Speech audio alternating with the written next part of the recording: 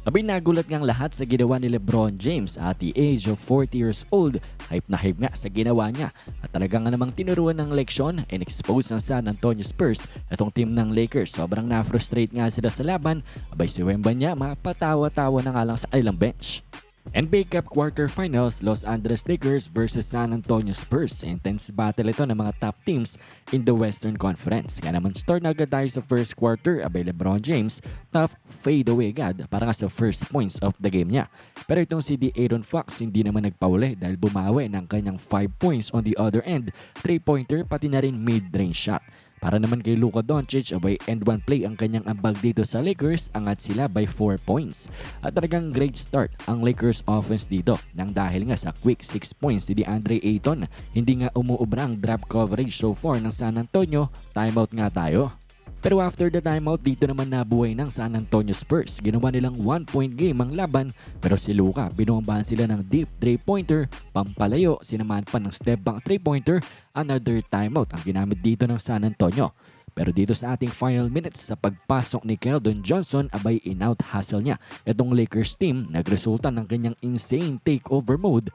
13 points in 5 minutes ang dinala neto nga ni Keldon Johnson. Nagresulta na maganda. Lamang sila 39-30 after the first quarter.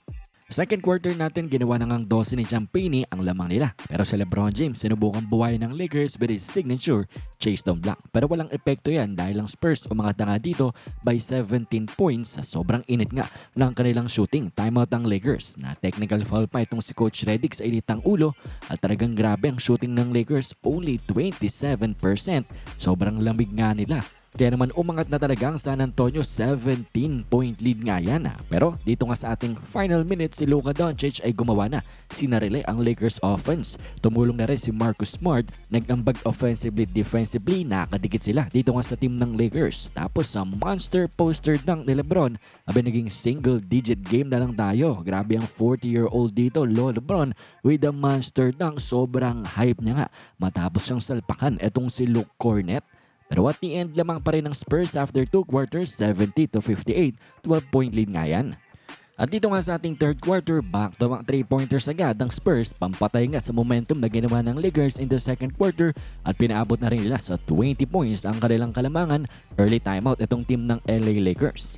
And after nyan, abay nagpatuloy lang ang San Antonio sa kanilang magandang paglalaro at talagang lumamya na rin dito ang paglalaro ng Lakers nang dahil hindi nga sila makadikit sa San Antonio Spurs at may answer every time nagagawa ng run itong home team. Tinitake advantage nga dito talaga ng Spurs ang weak defense ng Lakers. Si Wemby abay patawa-tawa na nga lang sa Spurs bench. Pero sa final minutes nga natin sa third quarter ay buhay pa ang team ng Lakers at humihinga pa nga't gumagawa pa rin naman ng run.